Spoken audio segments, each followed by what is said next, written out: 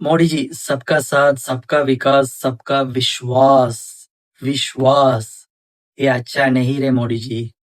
இது நடந்து 3 டேஸ் ஆச்சு. பிஜேபி சைட்ல இருந்தோ, இல்ல மோடிஜி சைட்ல இருந்தோ எந்த விதமான கண்டனமும் இதுவரைக்கும் தெரிவிக்கப்படல அப்படிங்கிறது ரொம்பவுமே வருத்தமா இருக்குது காய்ஸ். ஸோ இந்த வீடியோ எல்லாரும் பார்த்திருப்பீங்க. இது எங்க நடக்குது அப்படின்னு சொன்னா காய்ஸ், இந்தியால பீகார்ல.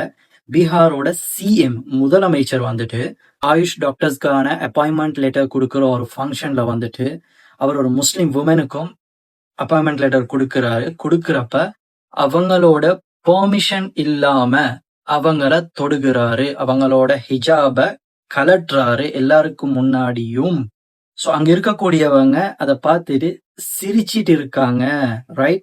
ஸோ விஷ் மீன்ஸ் அங்க இருந்த மொத்த பேருக்கும் இது தப்புன்னு கூட தோணல. ஒரு உமனுக்கு சுத்தி நிறைய ஆம்பளைகள் இருக்கிறாங்க. ஆம்பளைகளா அந்த நேரத்துல யாருமே தடுக்கல கைஸ். அதுக்கு அப்புறமா தானே அவங்கள கூட்டு போறாங்களே ஒழிய யாரும் அந்த ஸ்பாட்ல வந்து ரியாக்ட் பண்ணல அந்த சிஎம்க்கு எகென்ஸ்டாக. ரைட். ஸோ இந்த செயலை செய்யறவர் ஒரு மாநிலத்தோட முதலமைச்சர். ரைட். ஒரு தலைவர்.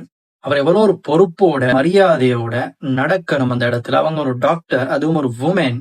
பப்ளிக் பிளேஸ்ல மீடியாஸுக்கு முன்னாடி உலகம் முழுக்க பார்ப்பாங்க, இதை பேசுவாங்கன்னு தெரிஞ்சும்.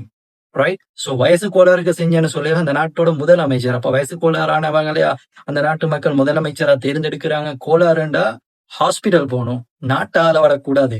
ரைட். ஸோ அந்த இடத்துல அவங்க எந்த அளவுக்கு அன்கம்ஃபர்டபுளா ஃபீல் பண்ணிருப்பாங்க. ரைட். ஸோ இந்த மாதிரியான விஷயங்கள் நடக்கிறப்ப மதம், இனம் அப்படிங்கறதெல்லாம் தாண்டி அந்த பாதிக்கப்பட்டவங்களுக்காக குரல் கொடுக்கிற அப்படிங்கிறதையும் தாண்டி இந்த மாதிரியான செயல்களை அப்பப்ப கண்டிச்சுக்கிட்டே இருக்கணும் காய்ஸ்.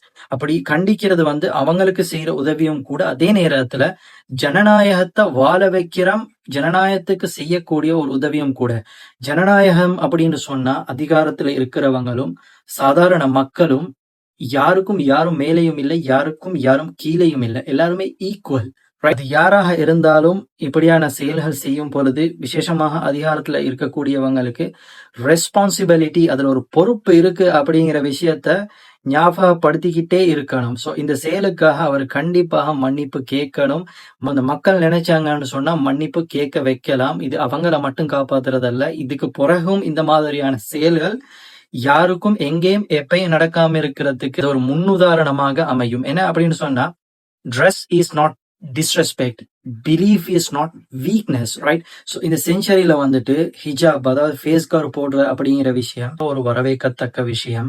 ஸோ இந்த மாதிரியா ஃபேஸ் கவர் பண்ணிட்டு போறாங்கன்னா இவ்வளவு ஒரு தைரியம்